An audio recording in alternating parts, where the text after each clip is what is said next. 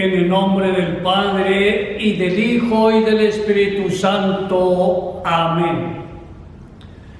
Bendito seas, Padre, Señor del cielo y de la tierra, porque has revelado los misterios del reino a los pequeños.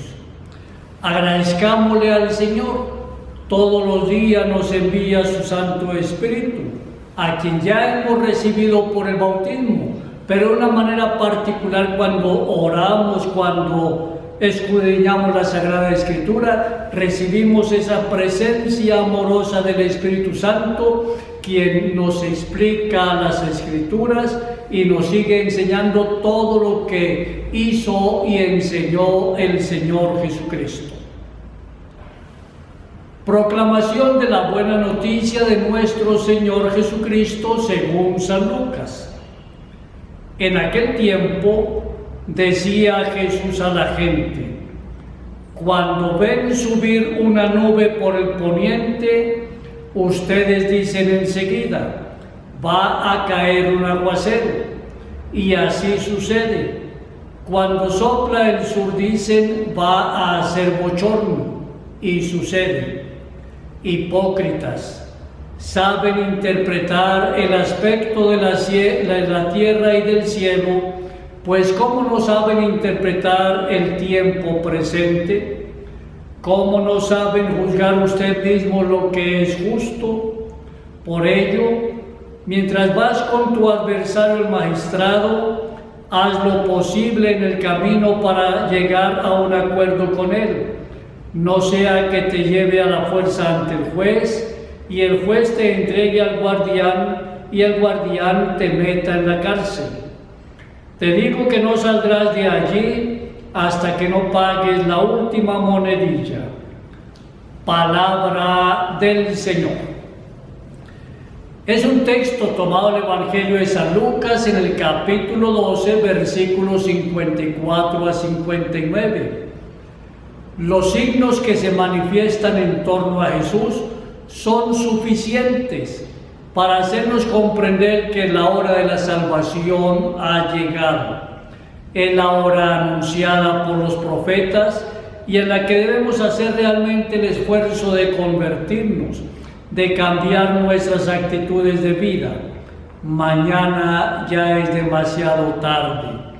Y Dios, que nos ama, siempre nos espera con paciencia para que nosotros de verdad lo busquemos de corazón y nos pongamos en camino con Él.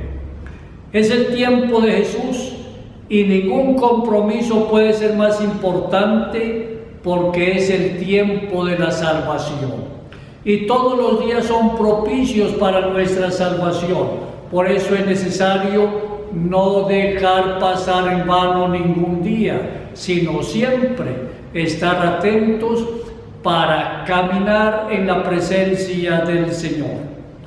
Nos urge reconocer el tiempo de la salvación de Jesucristo y por lo tanto en la Iglesia.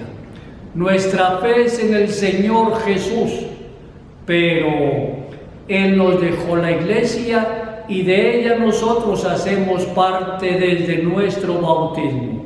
Por eso, en la marcha de nuestra salvación, nosotros peregrinamos también con la Iglesia. Y todo con miras al juicio final, como lo acabamos de leer en este texto, versículo 58. Cuando vayas con tu adversario a presentarte a la autoridad, haz todo lo posible por llegar a un acuerdo con él en el camino, para que no te lleve ante el juez. A través de este magnífico ejemplo, el Señor Jesús nos recomienda a todos y a cada uno de nosotros a decidirnos con urgencia por el Evangelio. Esta decisión no admite dilaciones en el tiempo.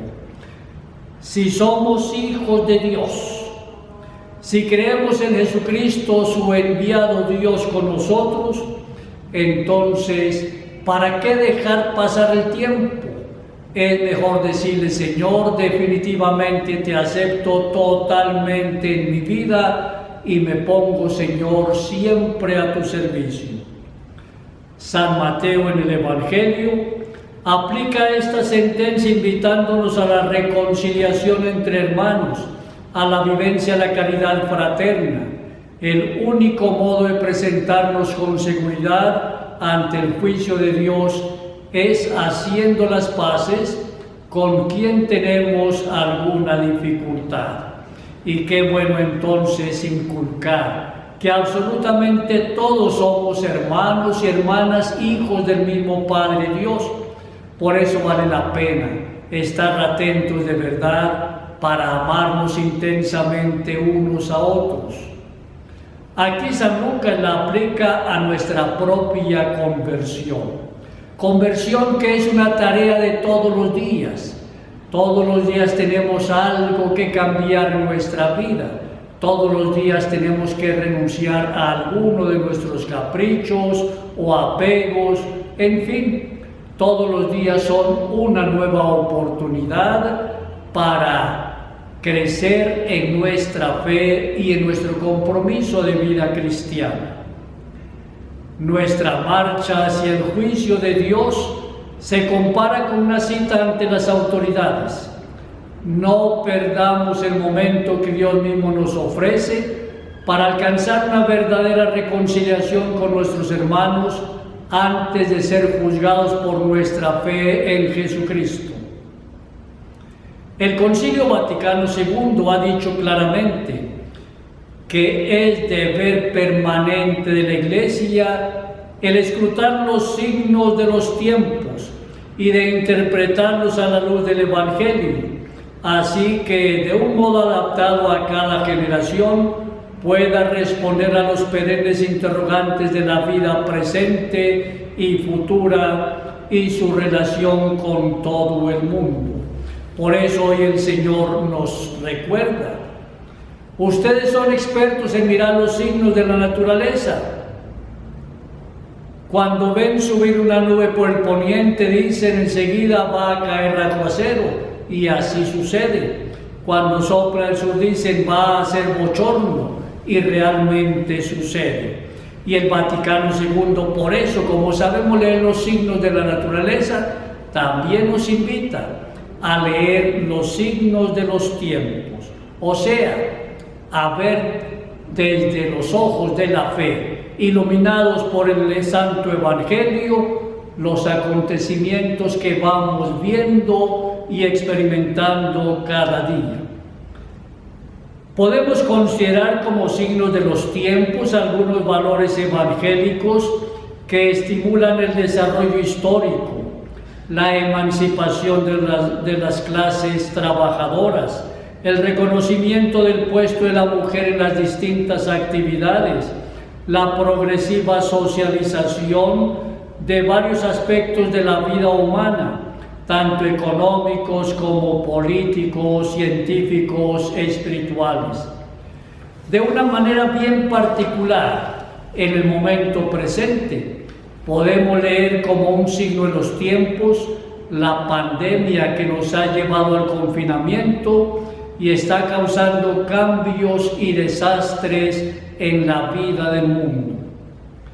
El matrimonio es uno de los grandes signos de los tiempos y que se presenta hoy con grandes titulares en los que se manifiesta una lectura equivocada y mentirosa, no solo acerca de lo que dice el Papa en sus entrevistas sueltas, sino también de lo que ha confesado y vivido la Iglesia desde que el Señor la fundamentó hace 20 siglos. Si nos confesamos cristianos, tenemos que afirmar que nuestra opción fundamental de fe es el Señor Jesucristo, Dios y hombre verdadero, y que el Evangelio es nuestra regla suprema de vida.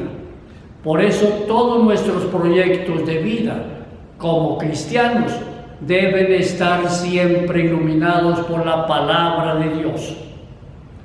Cuando hablamos de Evangelio, nos referimos a la buena noticia de Dios, anunciada y proclamada por Dios mismo, buena noticia consagrada en la Sagrada Escritura y en la Sagrada Tradición. Buena noticia anunciada a tiempo y a destiempo, con ocasión y sin ella, por los apóstoles, por la primera comunidad cristiana, por la Iglesia misionera hoy en el mundo entero, y que no se cansa de anunciar la verdad. Buena noticia que jamás contradice los valores fundamentales acerca de la vida, del hombre, de la familia, de la sociedad, de la presencia viva y salvadora de Dios en el desarrollo de la historia. Buena noticia que nos dice qué es el mundo. Qué gran signo de los tiempos es la presencia del Papa, término que significa Padre, porque es el primero entre todos los que enseñan y gobiernan a la Iglesia. La primera tarea del Papa como maestro es mantener la unidad de la Iglesia. Aun siendo así, el Papa no puede promulgar, y nunca lo hace, dogmas, es decir, principios de fe, lo que no ha hecho el Papa Francisco, sin ponerse en contacto con la Iglesia universal. Por eso la Iglesia reúne los concilios. El último fue el Concilio Ecuménico Vaticano II. La Iglesia reúne sínodos episcopales, y tanto los concilios como los sínodos episcopales son una reunión de representantes de toda la Iglesia presente en el mundo, que después de interrogar al santo pueblo de Dios, se reúne para estudiar las respuestas de la Iglesia, para ver las últimas urgencias en el mundo, para ir trazando caminos de fe. El Papa solo puede proclamar lo que la Iglesia universal recomienda. El Papa es un cristiano que, como todos nosotros, recibe su fe de la comunión eclesial. Entonces, que nos quede bien claro que la doctrina de la Iglesia sobre el matrimonio no ha cambiado. Con lo dicho por el Papa Francisco en una entrevista que aparece en un video por estos días, la doctrina de la Iglesia sobre el matrimonio sigue igual y seguirá así.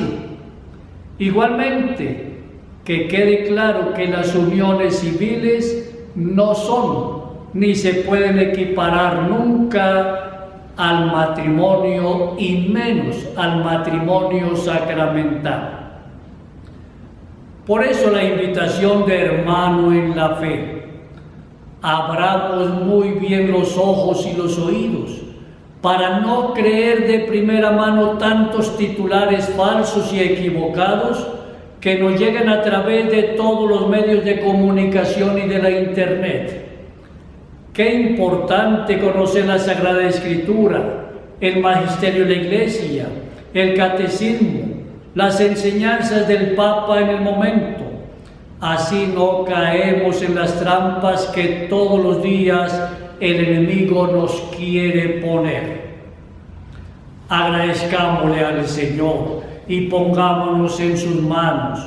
Pidámosle constantemente que nos llene de su Santo Espíritu, para que sea Él mismo quien nos siga clarificando su palabra, que sea Él mismo quien nos siga enseñando cuál es su voluntad y cuál es el camino que como personas de fe, como cristianos, debemos y podemos recorrer para ser testigos suyos en todo momento y en todo lugar. Gloria al Padre, y al Hijo, y al Espíritu Santo, como era en el principio, ahora y siempre, por los siglos de los siglos. Amén. María Inmaculada, Madre de la Iglesia y auxiliadora de los cristianos, ruega por nosotros. Amén. Oremos por las vocaciones a la vida laical, al matrimonio, por las vocaciones a la vida sacerdotal y religiosa, y que a todos, a ti y a tu familia, el Señor Dios y la Santísima Virgen María, te bendigan siempre en el nombre del Padre, y del Hijo, y del Espíritu Santo. Amén.